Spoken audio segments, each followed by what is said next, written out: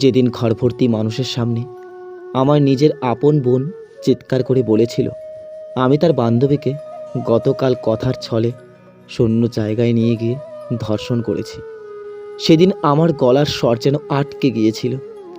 অথচ গতকাল আমার বোন রিশার হবু বরের সাথে তার বান্ধবী রুহিকাকে পার্কে নোংরামি করার সময় হাতে নাতে ধরেছিলাম আমি। হয়তো এর প্রতিশোধ নিতে আজ আমাকে এই কঠিন পরিস্থিতির সম্মুখীন হতে হচ্ছে। যখন আমার বাবা হাপুর ছোটবেলার বান্ধবী রুহিকাকে জিজ্ঞেস করেছিলেন আপু যা বলেছে তা সত্যি কিনা, সেদিন মিথ্যে কান্নায় ভেঙে পড়ে সবার সামনে রুহিকা একটা মেডিকেল রিপোর্ট তুলে ধরে। হ্যাঁ, সূচক উত্তর প্রকাশ করেছিল। মেডিকেল রিপোর্টে স্পষ্ট উল্লেখ করা ছিল যে রুহিকার সাথে শারীরিক সম্পর্ক হয়েছে, কিন্তু সেটা ঠিক কে করেছে সেটা কেউ একবারও খুঁজে দেখবার প্রয়োজন বোধ করেনি।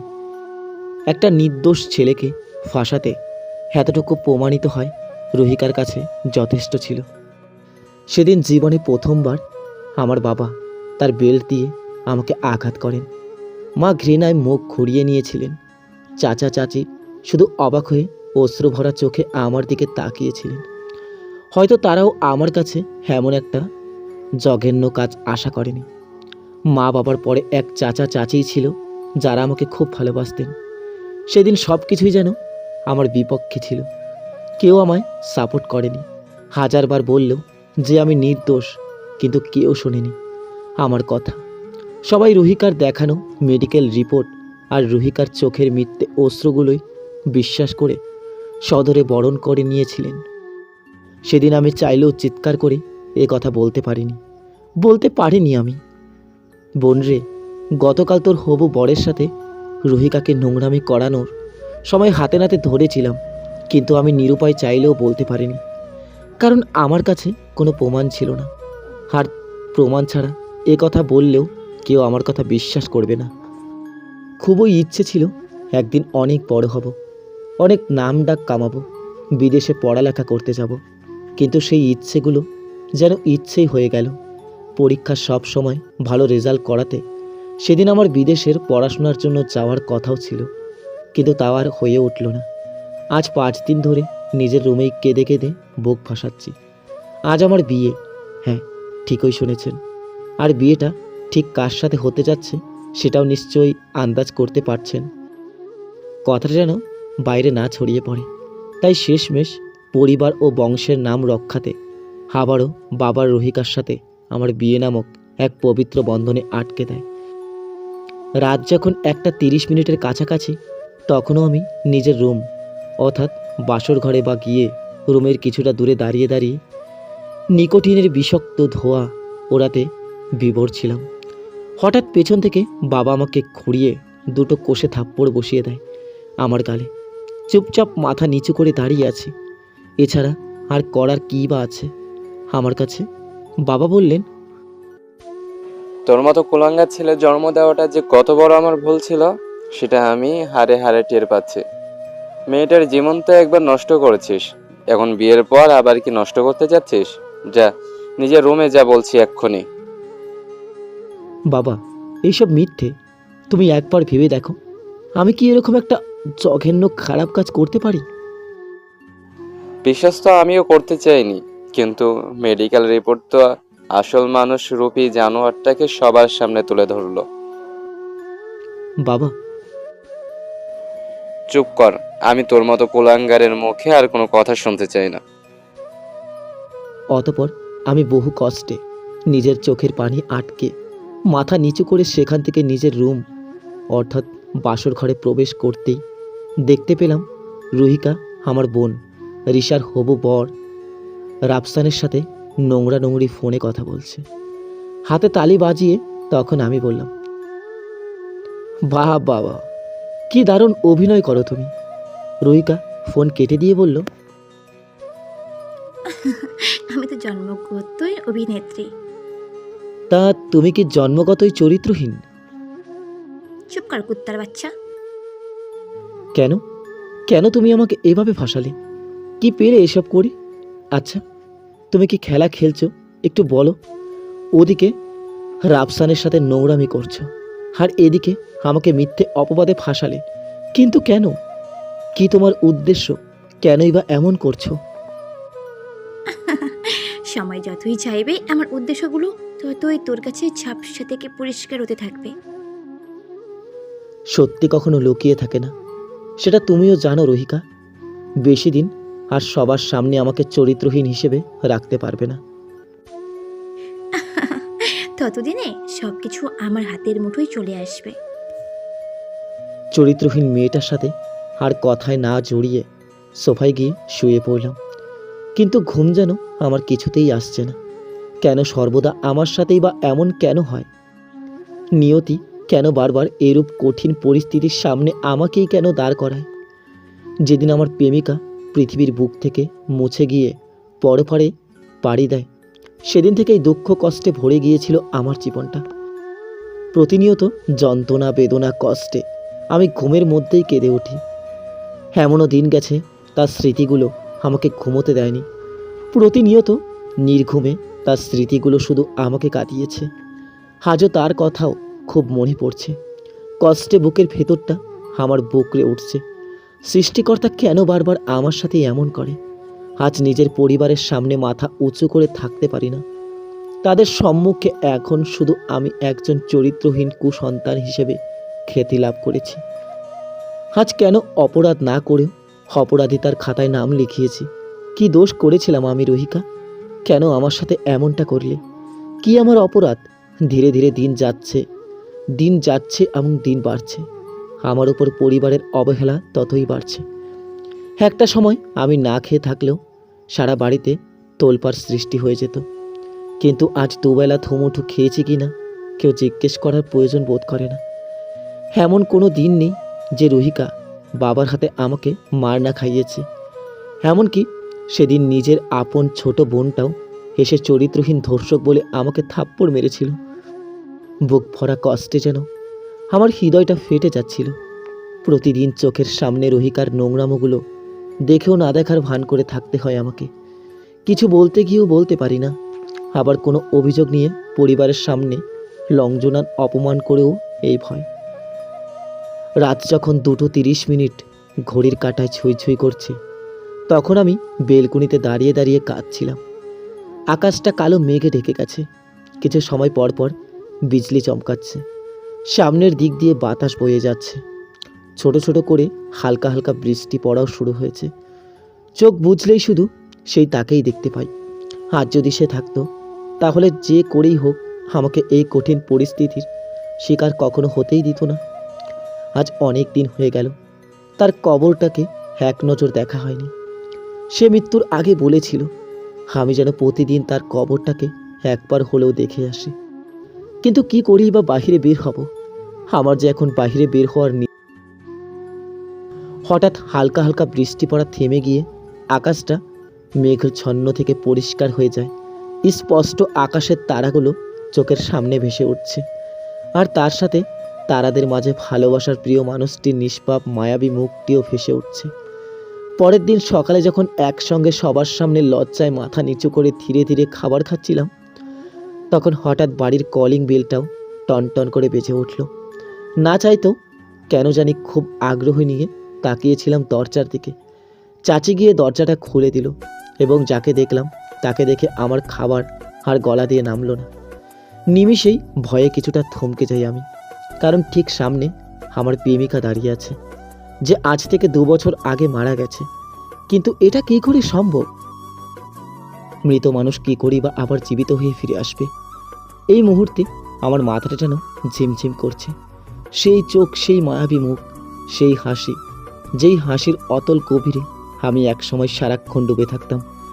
বিশ্বাস যেন আমার কিছুতেই হচ্ছে না যে আজ থেকে 2 বছর আগে পৃথিবীর বুক থেকে মুছে গিয়ে পরপারে পাড়ি জমিয়েছে, সে এখন ঠিক আমার সামনে দাঁড়িয়ে আছে। সত্যি কি আমার প্রেমিকা সাইবা অসম্ভবকে সম্ভব করে আমাকে এই কঠিন পরিস্থিতি থেকে উদ্ধার করতে ফিরে এসেছে, নাকি এ কোনো বহুরূপী?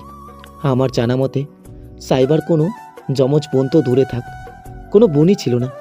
কিন্তু আমার সামনে দাঁড়িয়ে থাকা হুবহু সাইবার মতো মেয়েটা ঠিক কি?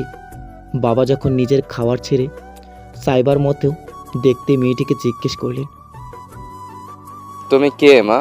কেন এসেছো এখানে? বাবার কথার উত্তরে সাইবার মতো হুবহু দেখতে মেয়েটি হাসি মাখা মুখ নিয়ে বললেন, আমি আপনার ছেলের বউ। আমাদের সম্পর্কটা অত্যন্ত গভীর। আমাদের অনেক আগেই বিয়ে হয়ে গেছে। আমি এখানে এসেছি শুধু আপনার ছেলের জন্য। মেয়েটির মুখ থেকে এমন কথা যে শুনবো তা আমার কল্পনারও বাইরে। আমি যখন কিছুই বলতে যাব তখন বাবা আমাকে থামিয়ে দিয়ে সাইবার মতো দেখতে মেয়েটিকে বললেন, তোমার মাথা কি ঠিক আছে? তুমি এসব কি বলছো? আমার মাথা ঠিক আছে বিদায় বলছি। আমরা প্রেম করে বিয়ে করেছি। আমার জানা মতে আমার ছেলে শাহরিয়ার এর কোনো প্রেমিকা ছিল না। হয়তো আপনার ছেলে আপনাকে জানায়নি, তাই জানতে পারেনি কখনো।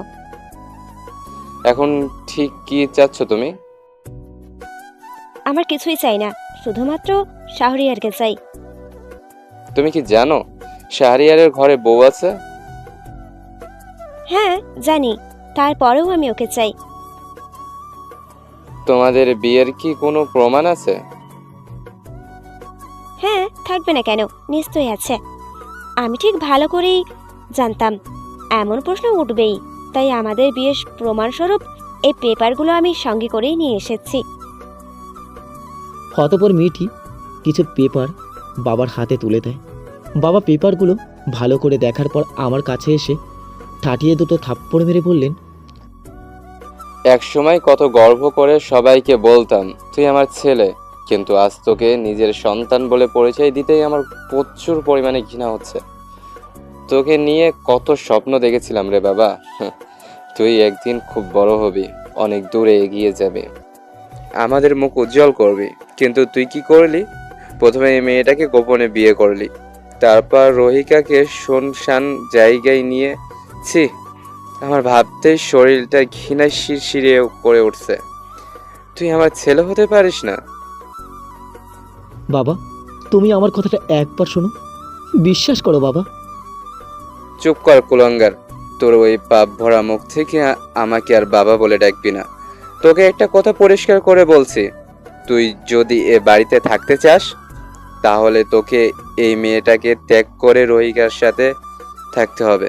আর তুই যদি ওই মেয়েটাকে সাথে থাকতে চাস তাহলে তোকে এ বাড়িতে চিরদিনের জন্য ত্যাগ করতে হবে। ডিসিশন তোর হাতে। জানি না বারবার কেন আমার সাথেই এমনটা হয়, কেন আমি বারবার কঠিন কঠিন পরিস্থিতির সম্মুখে পড়ি। মাথায় যেন আমার ধরছে না, কি থেকে কি করব। সাইবার মতো দেখতে মেয়েটির দিকে শুধু তাকিয়ে আছে। তাকে দেখে কোনো দিক দিয়েই মনে হয় না এটা সাইবা না।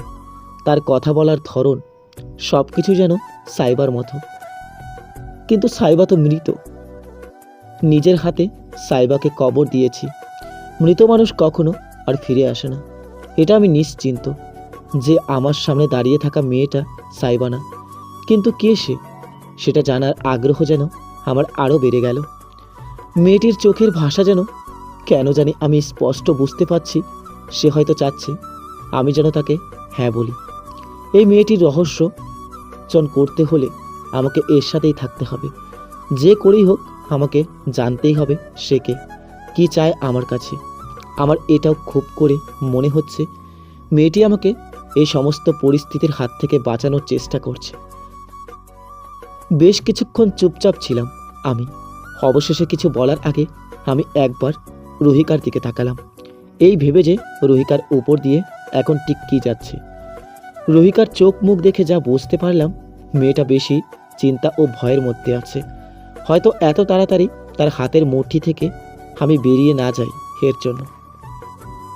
এখানে মিথ্যে অপবাদ মাথায় নিয়ে দিনের পর দিন অপমান চলনা সহ্য করাচ্ছে সাইবার মতো দেখতে মেয়েটির রহস্য উদ্ঘাটন করাটা অতত্য, তার সম্পর্কে জানাটা শতগুণ ভালো। অতঃপর আমি সবাইকে স্পষ্ট করে বললাম, সাইবার মতো দেখতে মেয়েটিকে বেছে নিলাম। পরিবেশে তার হাত ধরেই আমি চিরদিনের জন্য বাড়ি ত্যাগ করতে হয়। জানি না ঠিক মেয়েটা কে, আর সে কি চায় আমার কাছে, এবং কোথায় বা নিয়ে যাচ্ছে আমাকে। প্রায় ঘন্টাখানেক পর এক বিশাল বাড়ির সামনে গাড়িটা ব্রেক করে এবং গাড়ি থেকে নামিয়ে আমাকে বাড়ির ভেতরে নিয়ে যাওয়া হলো। এতক্ষণ দুজনে চুপচাপ ছিলাম, কিন্তু আমি আর চুপ করে থাকতে পারছি না। এমনিতেই নানা রকমের প্রশ্ন আমার মাথাটাকে যেন চিরচির করে খাচ্ছে। আমি যখন মেয়েটিকে একের পর এক প্রশ্ন করতে যাব, তখন মেয়েটি আমাকে থামিয়ে দিয়ে বলল, আমি জানি তোমার মাথায় এখন কি চলছে, তবে তোমাকে আর এত ভাবতে হবে না। আমি সাইয়ারা, সাইবার যমজ বোন। মিথ্যে, তুমি মিথ্যে বলছো। আমি যতদূর জানি সাইবার কোনো বোন ছিল না। কি জানো তুমি সাইবার ব্যাপারে? তুমি কি জানো সাইবার মৃত্যুটা অ্যাক্সিডেন্ট হয়নি? সাইবাকে পরিকল্পিতভাবে ধর্ষণ করে মার্ডার করা হয়েছে, আর সেটাকে সম্পূর্ণ একটা অ্যাক্সিডেন্টের রূপ দেওয়া হয়েছে। কথাগুলো শুনে আমি যেন বাকরুদ্ধ হয়ে যাই। কি বলছে ও এসব? সত্যি কি সাইবাকে ধর্ষণ করে মার্ডার করা হয়েছে? বুকটা কষ্টে ফেটে যাচ্ছে আমার। চোখের কোণে জলগুলো টপ টপ করে পড়ছে। না জানি আমার সাইবাকে তারা কত কষ্ট দিয়ে মেরেছে। কে সেই জানোয়ার যে আমার সাইবাকে ধর্ষণ করে মেরেছে? আমরা আপন বোন হলেও আমরা সব সময় মিলেমিশে দুজন ফ্রেন্ডের মতো থাকতাম। সাইবা আমার থেকে বড় হলেও আমি তাকে প্রায় সবাই নাম ধরেই রাখতাম। আমার আপু তখন একটা ছেলেকে প্রচুর পরিমাণে ভালোবাসতো। এক কথায় তার জন্য নিজের জান প্রাণ দিয়ে দিতেও রাজি ছিল। পরিবার থেকে আপুর রিলেশনটাকেও মেনে নেয়নি, তাই বাধ্য হয়ে আপু মধ্যরাতে প্রচুর পরিমাণে টাকা পয়সা গয়নাগাটি নিয়ে বাড়ি থেকে পালিয়ে ছেলেটির হাত ধরে চলে যায়। কিন্তু আপু হয়তো জানতো না যে সে ভুল মানুষের হাত ধরেছিল, যে মাঝ রাস্তায় আপুর হাত ছেড়ে দিয়ে আপুর সঙ্গে থাকা গহনাগাটি টাকা পয়সা সব নিজেরা আয়ত্তে করে নিয়ে আপুকে কয়েকজন বকাটে ছেলের হাতে তুলে দিয়ে চলে যায়। কিন্তু ভাগ্যক্রমে আপু সেই বকাটে ছেলেদের হাত থেকে পালিয়ে তোমাদের শহরে এসেছিল এবং এখানেই তার এক বান্ধবীর বাসায় আশ্রয় নেয়। সেদিন আপু খুব ভেঙে পড়েছিল। সেদিন আপুর বিশ্বাসটা যেন ভেঙে গিয়েছিল। লজ্জায় কষ্টে সেদিনের পর থেকে আপু আর আমাদের সাথে কোনো যোগাযোগ রাখেনি। তবে হঠাৎ একদিন আপু আমাকে ফোন করে অনেক কান্নাকাটি করে এবং আপু তার সাথে যা যা হয়েছিল সব খুলে বলে এবং এও বলেছিল আপু একজন সত্যিকারের মানুষ খুঁজে পেয়েছে এবং তার সাথেই আপু সুখের ঘর বাঁধতে চেয়েছিল। কিন্তু তার মনের আশা হয়তো আর পূরণ হয়নি। অনেক কষ্টে ঠিকানা জোগাড় করে এখানে আসি বোনের খোঁজে, কিন্তু ততদিনে অনেক দেরি হয়ে গিয়েছিল। আপুকে শেষবারের মতো দেখতেও পেলাম না। আপুর বান্ধবীর কাছেই জানতে পারলাম আপুর সেই সত্যিকারের মনের মানুষটি তুমিই ছিলে। কিন্তু তুমি অ্যাক্সিডেন্টে মারা যাওয়ার ব্যাপারটা কেন জানি আমার কাছে খটকা লাগলো। তাই বহু কষ্টে খোঁজ খবর নিয়ে জানতে পারি যে আপুকে পরিকল্পিতভাবে ধর্ষণের পর হত্যা করা হয়েছিল। কিন্তু কে বা কারা করেছে সেটা এখনো ঠিক জানি না, কিন্তু খুব শীঘ্র সেটাও জেনে যাব।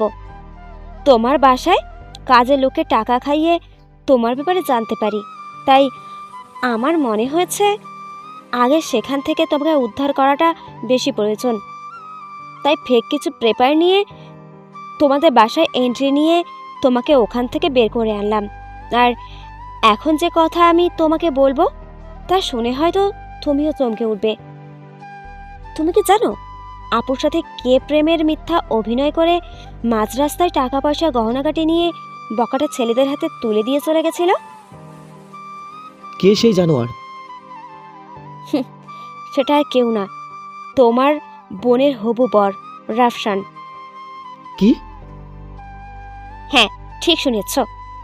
আর এখন রাফসানের প্রথম শিকার হচ্ছে তুমি, আর দ্বিতীয় তোমার বোন, আর সবচেয়ে দামি কথাটা হচ্ছে রহিকা। হ্যাঁ, রহিকা। আর এই রহিকা আর কেউ না, স্বয়ং রাফসানের স্ত্রী মহোদয়। হোয়াট? এটা কি শুনলাম আমি? রুহিকা রাফসানের স্ত্রী? একের পর এক আশ্চর্য ধরনের কথা আমার মাথায় আর বহন করা পসিবল হচ্ছে না।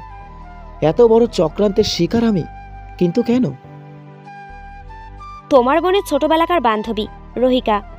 রহিকা ও রাফসান হচ্ছে একে অপরের পরিপূরক, অর্থাৎ তারা একে অন্যের বিভিন্ন খারাপ কাজের সহযোগী। তাদের বিয়ে গোপনে হয়েছে, এবং তারা তাদের সম্পর্ক গোপনভাবেই বজায় রেখেছে। মিথ্যা বলবে না শাহরিয়া, তোমার বোন ধর্ষিতা, তাই না? হঠাৎ এমন কথা শুনে কেন জানি আমার শরীরের প্রত্যেকটা লোম দাঁড়িয়ে যায়। আমার বোন ধর্ষিতা, এটা খুব কম মানুষই ব্যাপারটা জানে। কিন্তু সাইয়ারা এইসব কথা কি করে জানলো? আমি একটু গম্ভীর কণ্ঠে বললাম, হ্যাঁ, কিন্তু এটা তুমি কিভাবে জানলে? তোমার তো জানার কোনো প্রশ্নই আসে না। আমি সব জানি শাহরিয়া, আর এটাও খুব ভালো করেই জানি যে সেদিন তুমি রহিকা আর রাফসানকে পার্কে নোংরামি করার সময় হাতে নাতে ধরেছিলে, আর তার পরের দিন রহিকা তোমাকে তার বানানো মিথ্যে ফাঁদে ফেলে দেয়, যে ফাঁদ দিয়ে তুমি চাইলেও আর উঠতে পারতে না। তুমি কি মনে করেছিলে পার্কে নোংরামি করার সূত্র অনুযায়ী তোমাকে রহিতা মিথ্যা অপবাদে ফাঁসিয়েছে? সেটা ভেবে থাকলে তুমি ভুল। আচ্ছা, যাই হোক, তুমি কি এটা জানো যে তোমার বোনকে কার নির্দেশে ধর্ষণ করা হয়েছে? না, অনেক খুঁজেও বোনের সর্বনাশকারীর সঠিক তথ্য পাইনি। যেদিন তোমার বোন কলেজ থেকে ঢাকা থেকে ট্যুরে কক্সবাজার এসেছিল, তখন তোমার বোনের সাথে রহিকাও ছিল, তাই না? হ্যাঁ, নিশ্চয়ই ছিল। তুমি হয়তো এটা জানো না যে রহিকাই তোমার বোনকে প্রকৃতির মনোরম সুন্দর দৃশ্য দেখানোর ছলে এমন এক জায়গায় নিয়ে যায় যেখানে কোনো অঘটন ঘটলেও যেন অতি সহজে কেউ টের না পায়। পরিশেষে যা অঘটন ঘটার তা তো শেষমেশ ঘটেই গেল। সেদিন রাফসানের নির্দেশেই একদল জানোয়ার তোমার বোনের সবচেয়ে দামি জিনিসটা চিরতরে কেড়ে নিয়েছিল, যা দাঁড়িয়ে দাঁড়িয়ে দেখেছিল রহিকা। আচ্ছা, সেদিন কি তোমাদের কারো মাথায় এই প্রশ্নটা আসেনি যে তোমার বোনের সাথে তো রহিকাও ছিল, কিন্তু তাকে কেন জানোয়ারগুলো ছেড়ে দিয়েছিল? এই ব্যাপারটাই আমার কাছে সবচেয়ে বেশি খটকা লেগেছিল, এবং এই খটকা থেকেই সবকিছু আমার কাছে পরিষ্কার হতে থাকে। তোমার বোনের সাথে এরূপ করার প্রধান কারণ হচ্ছে রাফসান। রাফসান যেন তোমার বোনকে বিয়ে করতে পারে। বর্তমানে সমাজে ধর্ষিতা মেয়েদের বিয়ে দেওয়াটা অত্যন্ত কষ্টসাধ্য ব্যাপার, কিন্তু সবকিছু যেন শুনেও যদি তোমার বোনকে বিয়ে করার প্রস্তাব যদি তোমার বাবার কাছে নিয়ে যায়, তাহলে তোমার বাবা কি করেই বা তা এত সহজে প্রত্যাখ্যান করে দিতে চাইবে? তোমার বাবা হয়তো রাফসানের লোক দেখানো ভালো দিকটাই দেখেছে, যদি খারাপ দিকগুলো দেখতো তাহলে কিছুতেই রাজি হতো না। আর সবচেয়ে মূল্যবান কথা হচ্ছে, তোমাকে ফাঁসানোর একটাই কারণ, যাতে তোমার বাবা তোমাকে তার সব সম্পদ থেকে চিরতরের জন্য বহিষ্কার করে দেয়। আর একবার যদি তোমাকে বহিষ্কার করা হয়, তাহলে তোমার বাবার কোটি কোটি টাকার সম্পত্তি তোমার বোনই পাবে। আর তোমার বোন যদি সম্পদগুলো পেয়ে যায়, তাহলে কি হবে ভেবে দেখেছ? তোমাদের পরিবারটা শেষ পর্যন্ত রাস্তায় নেমে আসবে, কারণ রাফসান তোমার বোনের কাছ থেকে সম্পত্তিগুলো নিজের আয়ত্তে করে নেবার পর তোমার বোনকে টিস্যু পেপারের মতো ছুঁড়ে ফেলে দেবে। মানুষ খারাপ হয়, কিন্তু এতটা জঘন্য খারাপ হবে সেটা আমি কল্পনাতেও আশা করিনি। আজ ধন সম্পত্তির লোভ মানুষকে কোথায় নিয়ে গেছে! ছি, শুধুমাত্র সামান্য ধন সম্পত্তির লোভে এত বড় চক্রান্ত আমার বোনের ইজ্জত কেড়ে নিয়েছে, আমাকে সবার সামনে চরিত্রহীন হিসেবে করেছে। আমি কাউকে ছাড়ব না। রাগে আমার চোখ আগুনের মতো লাল হয়ে গেছে। আমি ওই রাফসানকে প্রাণে বাঁচতে দেব না। অনেক পাপ অন্যায় করেছে, এবার সময় এসেছে সব অন্যায়ের তীব্র জবাব দেওয়ার। হ্যাঁ, তবে এখন না, আরও কিছুদিন পর। না, আমি আর অপেক্ষা করতে পারছি না।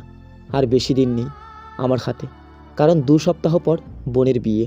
আর আমি বেঁচে থাকতে রাফসানের মতো একটা চরিত্রহীন ছেলের সাথে বিয়ে কিছুতেই হতে দেব না। সাইয়ারা আমাকে কিছু বলতে গিয়েও বলতে পারেনি, কারণ তার আগেই তার ফোনটা টং করে বেজে ওঠে।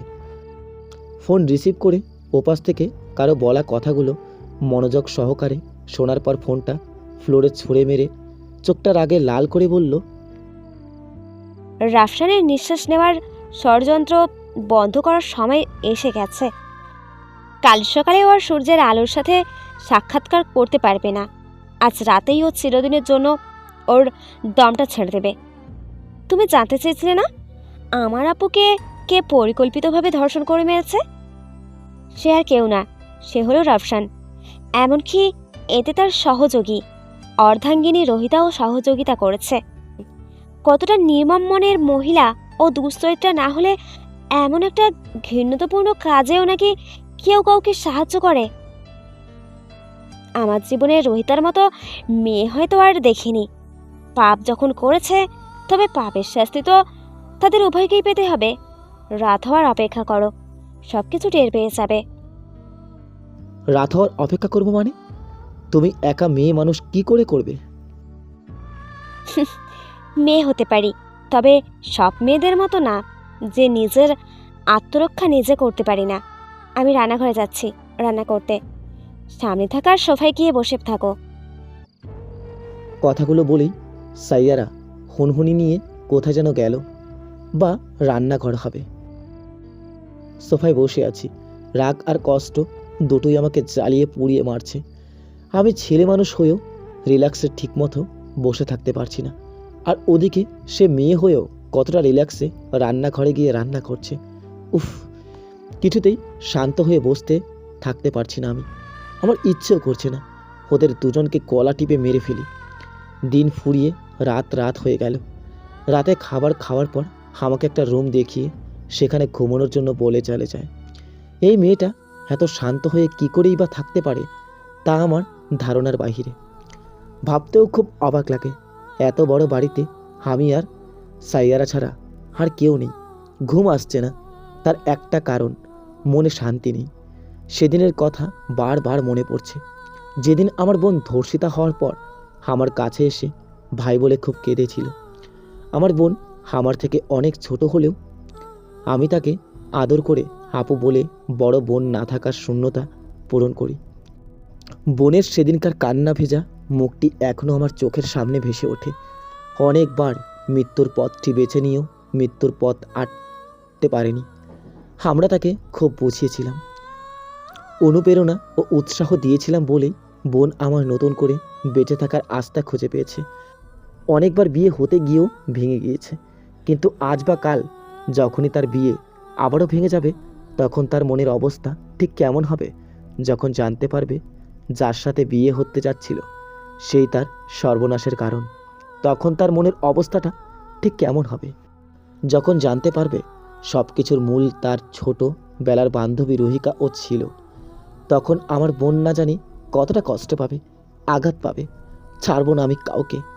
যারা যারা আমার বোনের বেঁচে থাকার ইচ্ছেটাকে মেরে ফেলেছিল, আমার সাজানো গোছানো স্বপ্নগুলো ভেঙে দিয়ে যারা আমার ভালোবাসার মানুষটিকে খুন করেছে, তাদের কাউকে ছাড়ব না। মনে মনে কত কথাই না ভাবছি। এক কথায় আমি ভাবাতে বিঘর ছিলাম। হঠাৎ কারো কান্নার শব্দ পেয়ে একটু থমকে গেলাম। দেওয়াল ঘড়ির দিকে তাকিয়ে দেখি রাত 2:30। এত রাতে কান্নার শব্দ পাচ্ছি। শব্দটা বেশি সম্ভব নিচ থেকে আসছে, তাই আর কিছু না ভেবে দ্রুত নিচে গিয়ে দেখলাম হাত পা বাঁধা অবস্থা রক্তাক্ত দেহ ফ্লোরে পড়ে আছে রাফসান, এবং তার ঠিক সামনেই দাঁড়িয়ে আছে সাইয়ারা।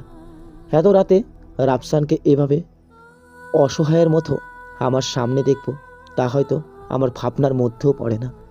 সাইয়ারা আমাকে দেখতে পেয়ে আমার পাশ কাটিয়ে ওপরে চলে গেল, আর যাওয়ার আগে চোখ দিয়ে ইশারা দিয়ে গেছে। রাফসান কিভাবে কেমনে এখানে আসলো তা ভাবার সময় এখন আমার নেই। মনের মধ্যে এমনিতেই অনেক রাগ যন্ত্রণা ভরা। অতঃপর রাফসানকে মারতে মারতে প্রায় আধমরা করে ফেলেছি, তারপরেও সালার মরার কোনো নাম গন্ধই পাচ্ছি না। নিজের সমস্ত দোষ স্বীকার করেও নিয়েও পা ধরে বারবার জীবন ফিরতে চাইছে রাফসান, কিন্তু ও যা পাপ করেছে তার ক্ষমা আমি কেউ করব না। হঠাৎ দেখতে পেলাম সাইয়ারা ওপর থেকে নিচে নামছে এবং হাতে তার মাংস কাটার ধারালো দা। জবাই টবাই করবে নাকি? অতঃপর দেখলাম সাইয়ারা রাফসানের দেহে প্রাণ থাকা অবস্থাতেই রাফসানের পা থেকে মাথা পর্যন্ত কেটে রাফসানকে কেটে টুকরো টুকরো করে ফেলে। কেন জানি সাইয়ারা এখন অন্যরকম লাগছে, অস্বাভাবিক মনে হচ্ছে না। হঠাৎ তার এমন ভয়ানক রূপ দেখে আমি হার্টবিটটাই বন্ধ হয়ে যায়। 3 দিন পর রাফসানের টুকরো টুকরো লাশ পুলিশ ডাস্টবিনের ময়লা আবর্জনা থেকে উদ্ধার করে। রাফসানের মৃত্যুর 2 দিন পর রুহিকা সবার সামনে যাওয়ার 1 সপ্তাহ পর জেলের ভেতরে পুলিশ তার লাশ দেখতে পায়। সবার সামনে ব্যাপারটা সুইসাইড বলে প্রকাশ পেলেও আমার সামনে ঠিক তা না, কারণ সাইয়ারা পুলিশকে প্রচুর পরিমাণ টাকা খাইয়ে জেলের ভেতরেই রুহিকার মৃত্যু নিশ্চিত করে, যা আমি হারালে থেকে স্পষ্ট শুনেছি। এখনও আমি সাইয়ারার সাথেই আছি, তবে তার সেদিনকার ভয়ানক রূপটা কেন জানি এখনও আমার চোখের সামনে ভেসে ওঠে। প্রায় সময় সাইয়ারাকে দেখলে কেন জানি মনে হয় সে মানসিকভাবে সুস্থ না। বাবা ফোন দিয়েছে, অনেক কান্নাকাটি করছে, সঙ্গে মাও কাঁদছে, আবার বাড়িতে ফিরে আসতে বলছে। মা বাবার কান্নার শব্দ যেন আমার বুক বেদ করে কলিজাতে গিয়ে লাগছে। একজন সন্তান হয়ে কী করেই বা নিজের মা বাবার চোখের জলগুলো সহ্য করি। বাড়ির উদ্দেশ্যে রওনা দিয়েছি। সাইয়ারাকে অনেকবার বলেছিলাম আমার সাথে আমার বাড়িতে আসতে, কিন্তু সে আসেনি, কারণ তার মা হঠাৎ অসুস্থ হয়ে পড়ে। তাই এই সময় তাকে তার মায়ের পাশে থাকাটা অত্যন্ত জরুরি। তাই সাইয়ারাকে আজ নিজের শহরে চলে যেতে হবে। পরিশেষে দুজন দুজনকে বিদায় জানিয়ে দুদিকে দুটো প্রাণ যার যার গন্তব্যে হাঁটতে শুরু করলাম। বাসায় আসার পর থেকে সবাই কান্নায় ভেঙে পড়ে। এই পরিস্থিতিতে আমি কোনো রকম সবাইকে শান্ত করে বললাম, যা হওয়ার তো হয়ে গেছে, আর এমনিতেই এখন সব কিছু তো ঠিকই আছে। তাই এখন পুরনো কথাগুলো মনে না রেখে সময় ওয়েস্ট করাটা বোকামি। অতঃপর সবাই শান্ত হওয়ায় এক পর্যায়ে যখন বাবা জিজ্ঞেস করলেন, কি বৌমা, কোথায়? তাকে তো দেখতে পাচ্ছি না। ও মনে হয় আমাদের সবার উপর রাগ করেছে, তাই হয়তো বাড়িতে আসেনি। হঠাৎ বাবার এমন কথা শুনে আমি একটু হুচকুচিয়ে বাবাকে বললাম, আসলে বাবা, ওর সাথে আমার কোনো বিয়ে হয়নি, ওর সাথে আমার কোনো সম্পর্কও নেই। ও হলো সাইবার যমজ বোন সাইয়ারা। কে? তার মানে ও তোর সেই প্রেমিকার বোন ছিল, যাকে পরিকল্পিতভাবে ধর্ষণের পর হত্যা করা হয়েছে? জি বাবা। আচ্ছা, আমার মাথায় একটা জিনিস ঠিক ধরছে না। রোহিকা তো নিজের সব কুকীর্তি স্বীকার করার পর জেলে গিয়ে আত্মহত্যা করেছে, কিন্তু সানাকে কেটে টুকরো টুকরো করে খুন করলো কে? যাই হোক, যেই বা কাজটা করেছে ঠিক করেছে। ওর মতো ছেলেদের এমনই হওয়া উচিত। রাফসানকে কেটে টুকরো টুকরো করা থেকে রুহিকার মৃত্যু পিছে যে সাইয়ার হাত আছে তা আমি সবার থেকে এড়িয়ে নিজের রুমে চলে আসলাম। কতদিন পর নিজের অগোছালো রুমটা আসলাম। আহ, কি অনুভূতি আর অনুভূতি! এতদিন সাজানো গোছানো রুমে থাকা নিজের অগোছালো রুমটাকে খুব মিস করছিলাম। যাই হোক, চোখে আজ আমার ভীষণ ঘুম। বিছানায় গায়ে এলিয়ে দিতেই ঘুম এসে আমাকে তার নিজের সাথে ঘুমের দেশে নিয়ে গেল। ধীরে ধীরে কেটে গেল 1 মাস। গতকাল আমার বোনের জন্মদিন ছিল। জন্মদিনে সাইয়ারা ও তার পরিবার সহ এসেছিল। কয়েক মিনিট আগে সাইয়ারা ফোন করেছিল, দ্রুত এয়ারপোর্টে আসতে বলেছে। আশ্চর্য, এই সময় আমাকে কেন আবার এয়ারপোর্টে আসতে বলল? যতই হোক, সাইয়ারা যখন এয়ারপোর্টে আসতে বলল তখন তো যেতেই হবে। 2 ঘন্টা পর এয়ারপোর্টে এসে দেখি সাইয়ারা একটা ছেলের সাথে দাঁড়িয়ে কার জন্য যেন অপেক্ষা করছে, হয়তো আমার জন্য। আমাকে দেখতে পেয়ে সাইয়ারা একটু রেগে গিয়ে বলল, এতক্ষণ লাগে এখানে আসতে? সে কখন থেকে তোমার জন্য অপেক্ষা করছি, তোমাকে এই সুখবরটা দেব বলে। সাইয়ারার রাগে ভরপুর মুখের দিকে তাকাতেই কেন জানি আবারও সেই দিনকার সাইয়ারার ভয়ানক রূপটি চোখের সামনে ভেসে উঠছে। যাই হোক, এইসব না হয় ভাবা হয়তো আমার জন্য বেটার হবে। আমি মাথার পেছনে হাত রেখে বললাম, ট্রাফিক জ্যাম বেশি ছিল। আচ্ছা ঠিক আছে, এর সাথে পরিচয় হয়ে নাও। ও হলো আমার বাবার ফ্রেন্ডের ছেলে রাজ। আজ লন্ডন থেকে এসেছে। 2 সপ্তাহ পর আমার আর রাজের বিয়ে ঠিক হয়েছে। এই নাও কার্ড, বিয়ের কয়দিন আগেই তোমার পরিবার নিয়ে আসবে কিন্তু। সাইয়ারার কথাগুলো যেন আমার মাথার ঠিক ওপর দিয়ে দ্রুত বেগে চলে গেল।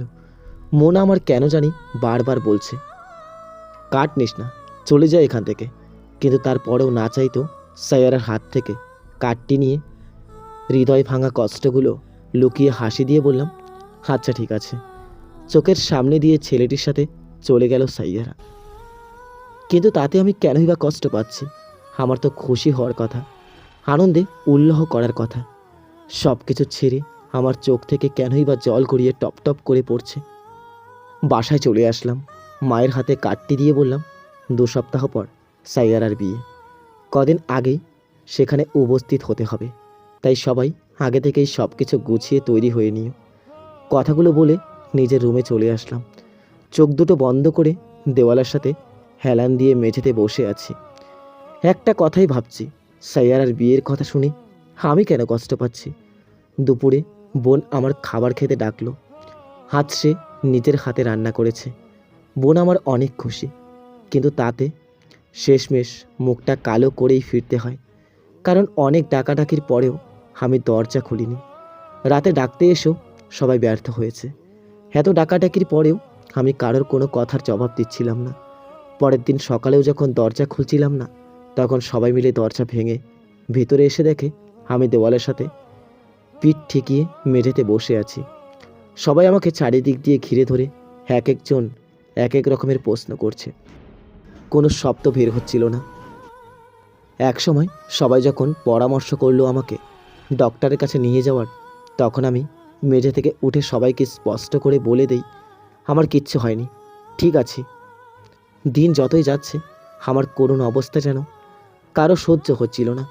কেউ কেউ ঠিক আন্দাজ করতে পেরেছে সাইয়ারার বিয়ের কার্ড বাড়িতে নিয়ে আসার পর থেকেই আমার এমন অবস্থা। না আছে খাওয়া, না আছে নাওয়া, চুপচাপ নিজের রুমে বসে থাকাটাই আমার কাজ। সাইয়ারার বিয়ের 2 দিন আগে তাদের বাড়িতে পরিবার নিয়ে হাজির হলাম। খুব সুন্দরভাবে আপ্যায়ন করে ঘরে তুলেছে আমাদের। রাতে ছাদে দাঁড়িয়ে আছি, সেই সময় সাইয়ারাকে দেখতে পেলাম। আমার অপর প্রান্তে এক কোণায় দাঁড়িয়ে আছে চুপচাপ। কি ব্যাপার, এত রাতে মেয়ে হয়ে ছাদের এক কোণায় একাকী দাঁড়িয়ে আছে? ভয়টয় করে না নাকি? অতঃপর আমি সাইয়ারার কাছে গিয়ে সাইয়ারাকে অনেক ডাকাডাকির পরেও যখন দেখলাম কোনো শব্দ করছে না, তখন বাধ্য হয়ে সাইয়ারার কাঁধে হাত রাখতে গিয়ে হোক কেন জানি হাত রাখতে পারলাম না, কারণ আমার সেই অধিকার নেই। হয়তো সাইয়ারার এই মুহূর্তের কথা বলার কোনো ইচ্ছে নেই, বা আমার সাথে এখন কথা বলতে চাচ্ছে না, তাই হয়তো চুপচাপ দাঁড়িয়ে আছে। অতঃপর আর কিছু না ভেবেই আমাকে থাকার জন্য যে রুমটা দেওয়া হয়েছে সেই রুমে গিয়ে বুক ভরা চাপা দেওয়া কষ্টগুলো আঁকড়ে ধরে ঘুমিয়ে পড়লাম। পরের দিন সকালে সাইয়ারা ও রাজের সাথে অনেক ঘুরোঘুরি করি। তার উভয় অনেক খুশি, কিন্তু খুশি নেই আমি। আজ রাত পেরিয়ে গেলেই কাল সাইয়ারার বিয়ে। রুমে বসে আছি বুক ফাটা কষ্ট নিয়ে, কারণ এখন আর কিছুই সাইয়ারার সামনে গিয়ে দাঁড়ানোর আমার পক্ষে সম্ভব না। হঠাৎ পেছন থেকে বাবা আমার কাঁধে হাত রেখে বললেন, আমি জানি তুই সাইরাকে ভালোবেসে ফেলেছিস। কি বলছো বাবা? এটা সত্যি না? আমি কেন সাইয়ারাকে ভালোবাসবো? মিথ্যা বলিস না, তোর চোখ মুখ স্পষ্ট বলছে। তুই শুধু একবার বল বাবা, তারপর দরকার হলে আমি সাহেবার পা ধরে বলবো সে যেন এই বিয়ে না করে। ছি বাবা, এসব কি বলছো তুমি? বাবা হয়ে ছেলের জন্য কেনই বা কারোর সামনে মাথা নিচু করবে? আমি এটা কিছুতেই চাইবো না আমার বাবা কারোর সামনে মাথা নিচু করুক। আর এমনিতেই আমি সাইয়ারাকে ভালোই বাসি না, ওকে শুধু আমার একজন ভালো ফ্রেন্ড ভাবি, জাস্ট, আর কিছু না। তুমিও না কি যে ভাবো বাবা। অতঃপর বাবা চলে গেলেন। রুমের দরজা বন্ধ করে দিলাম আমি। বুকের ভিতরে হস্ত্র যন্ত্রণা, আমার আজ নিজেকে আর আটকে রাখতে পারছি না। মনের অতল গভীরে লুকিয়ে থাকা কষ্টগুলো নিজের সামনে প্রকাশ করার সময় এসে গেছে। চোখ থেকে তো সেই কখনই অনবরত অশ্রু ঝরছে। আমার জীবনটা কেন এত কষ্টের? নিয়তি কেন এত নিষ্ঠুর? প্রথমে সাইবাকে আমার থেকে কেড়ে নিয়েছে, আজ সাইহারাকেও আমার থেকে কেড়ে নেওয়া হচ্ছে। ভাগ্যে কেন প্রতিবার আমার সহায় হয় না? চোখের জল গড়িয়ে গড়িয়ে এক মনে কেঁদে চলেছি আমি। থামার কোনো নাম গন্ধই এখন আমার নেই। হঠাৎ কারো বিকট চিৎকারের আওয়াজ শুনতে পেলাম। দ্রুত চোখ মুখ ভালো করে মুছে নিয়ে রুম থেকে বের হয়ে দেখি রাত চিলচিল করছে। রাজকে ঘিরে দাঁড়িয়ে আছে অনেক মানুষ। তাদের মধ্যে সাইয়ারার বাবা যখন রাজকে জিজ্ঞেস করলেন, কি হয়েছে বাবা? তখন রাজ ভয়ে হুচকুচিয়ে বলল, আঙ্কেল, সায়ারার কিছু একটা হয়েছে। সায়ারার সাথে দেখা করতে সায়ারা রুমে গিয়ে তাকে না পেয়ে যখন ছাদে খুঁজতে আসি, তখন সায়ারাকে ছাদের এক কোণায় দাঁড়িয়ে থাকতে দেখি। আমার অনেক ডাকাডাকির পরেও যখন কোনো শব্দ করছিল না, তখন আমি ওর কাঁধে হাত রাখার মাত্রই ও আমাকে ধাক্কা মেরে ফেলে দেয়, আমার গলা চেপে ধরে। আমার দম যেন সেই মুহূর্তেই বন্ধ হয়ে আসছিল। বিশ্বাস করুন, আমি তখন অনেক ভয় পেয়ে গিয়েছিলাম, তাই অনেক কষ্টে ছাদ থেকে পালিয়ে আসতে সক্ষম হই। আঙ্কেল, আমার খুব ভয় হচ্ছে। গতকাল রাতেও তো আমি সাইয়ারাকে এইভাবে চুপচাপ নীরবে দাঁড়িয়ে থাকতে দেখেছিলাম। আমিও তো অনেক ডাকাডাকি করেছিলাম। আমিও তো সাইয়ারার কাঁধে হাত রাখতে গিয়েও রাখিনি। যদি আমিও রাখতাম তাহলে আমারও কি এরকম অবস্থা হতো? ভাবলেই গাটা শিরশির করে ওঠে। রাজের চোখ মুখ দেখে বোঝা যাচ্ছে না সে যে মিথ্যে বলছে। বেচারা হয়তো অনেক ভয় পেয়েছে, যা ওকে দেখলেই বোঝা যায়। রাজের কথা শুনে সবাই ছাদে গিয়ে দেখতে পেল সাইয়ারা ছাদের একপাশে কোণ হয়ে পড়ে আছে। সঙ্গে সঙ্গে সবার মাঝে যেন একটা আতঙ্কের সৃষ্টি হয়ে গেল। অতপর সাইয়ারাকে সবাই ধরাধরি করে নিজের রুমে নিয়ে আসলো। সাইয়ারার বাবাও খুব চিন্তার মধ্যে আছে। তাকে দেখে এটাও মনে হচ্ছে তিনি কিছু লুকোচ্ছে। মেয়ের পাশেই বসে আছে, কাঁদছে মা। ডক্টরকে ফোন দেওয়া হয়েছে, আসতে একটু দেরি হবে। আমি যখন সাইয়ারার বাবাকে কিছু জিজ্ঞেস করতে যাব, তার আগেই রাজ বলে ফেলল, সাইয়ারার কি হয়েছে? আপনাকে দেখে মনে হচ্ছে কিছু লুকাচ্ছেন। প্লিজ বলুন আমাকে, দয়া করে কিছু লুকাবেন না আমার কাছে। কারণ আমাদের বিয়ে আমার জীবনের প্রশ্ন।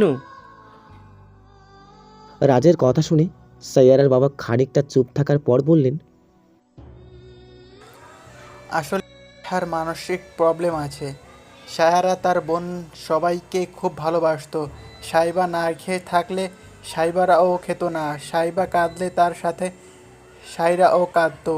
তারা দুজনই এক ড্রেস পরে ঘুরে বেড়াতো। তাদেরকে দেখে চেনা খুব কঠিন হয়ে যেত যে কোনটা ঠিক কে। তারা দুজনে চলাফেরা, কথা বলার স্টাইল সহ সব কিছুই একই ছিল। কিন্তু যেদিন সায়রার থেকে সাইবা আলাদা হয়ে যায়, তখন সাইবারা খুব একা হয়ে পড়ে, ভেঙে পড়ে, আস্তে আস্তে নিজের মানসিক ভারসাম্যহীন হয়ে পড়ে। মাঝে মাঝে সায়রা নিজেকে সাইবা মনে করে এমন পাগলামি করে থাকে। ডাক্তার বলেছিল সায়রাকে যত তাড়াতাড়ি পারি যেন বিয়ে দিয়ে দেয়, কারণ তার এই মুহূর্তে একজন ভালো জীবন সঙ্গী প্রয়োজন, যে সায়রার সুখে দুঃখে সব সময় পাশে থাকবে। তাহলে দ্রুত সুস্থ হওয়ার আস্থা আছে। সাইয়ারার বাবার কথা শুনে সেদিন রাজ আর কিছু বলল না, নিজের বাড়িতে চলে গেল। রাজ আর সাইয়ারার বাড়ি পাশাপাশি হওয়াতে আসতে যেতে কোনো প্রবলেম হয় না। পরের দিন সকালে সবার সামনে রাজ বিয়ে ভেঙে চলে যায়, কারণ তার মতে এমন মানসিক ভারসাম্যহীন মেয়েকে বিয়ে করা সম্ভব না। বিয়ে বাড়ি বলে ব্যাপারের লোকজন ভরা। এমনিতেই সাইয়ারার বাবার মান সম্মান প্রায় যায় যায় অবস্থা। সাইয়ারার সাথে আমার বিয়ে হয়। সব জেনে শুনেও আমি সাইয়ারাকে বিয়ে করি, কারণ আমি ওকে ভালোবাসি। কে কি বলল তা শোনার টাইম নেই আমার। এসেছিলাম বিয়ে খেতে, যাচ্ছি বউ নিয়ে। আহা, ভাবলেই মনটা আনন্দে ভরে যায়। আসার সময় নিজের বাড়ির ছাদে দাঁড়িয়ে আমাদের যাওয়ার দিকে তাকিয়েছিল রাজ। আমাদের বাড়িতে আসতে আসতে প্রায় রাত 10টা বেজে গেছে, আর খুব অল্প সময়ের মধ্যেই আমাদের বাসর ঘরটা সাজিয়ে ফেলা হলো। সাইয়ারাকে আমার বউ হিসেবে পেয়ে পরিবারের সবাই খুব খুশি। বাসর ঘরে প্রবেশ করলাম। সেই ঘরে আমার দুই ভালোবাসার মানুষটি আমার অপেক্ষায় বসে আছে। আজ ভাগ্য আমার সহায় হলো। সাইবাকে না পেলেও সাইবার মতো দেখতে সাইয়ারাকে পেয়েই আমি খুশি। হোক না সে কিছুটা মানসিক প্রবলেমে আছে, তাতে কি নিজের সর্বোচ্চ ভালোবাসা দিয়ে তাকে আমি সুস্থ করার চেষ্টা করব। বিয়ের 5 মাস হলো আমাদের। এখন সাইয়ারার পরিপূর্ণ সুস্থ। আমাদের বৈবাহিক জীবন বর্তমান খুব ভালোইভাবে যাচ্ছে। তবে এই 5 মাসের মধ্যে তাকে প্রায় সময় নীল শাড়ি পরে দেখতে, যেন সেই শাড়িটা আমি সাইবাকে ভালোবাসার উপহার হিসেবে দিয়েছিলাম। কিন্তু এটা তার কাছে দেখাতে খুব একটা অবাক হয়নি, কারণ সাইয়ারা তো শাড়িটা সাইবার থেকে বান্ধবীর কাছ থেকেই নিয়েছে। সে যাই হোক, যখন সাইয়ারাকে নীল শাড়ি পরনে দেখতাম তখন তাকে অস্বাভাবিক লাগতো। সাইয়ারা তখন নিজের সাইবা মনে করত। এর জন্য অনেকবার নীল শাড়িটা লুকিয়ে লুকিয়ে রেখেছিলাম। তারপরেও কোনো লাভ হয়নি, কারণ যে করেই হোক নীল শাড়িটা সে খুঁজে বের করেই ফেলতো। কিন্তু এখন সাইয়ারা সম্পূর্ণ সুস্থ।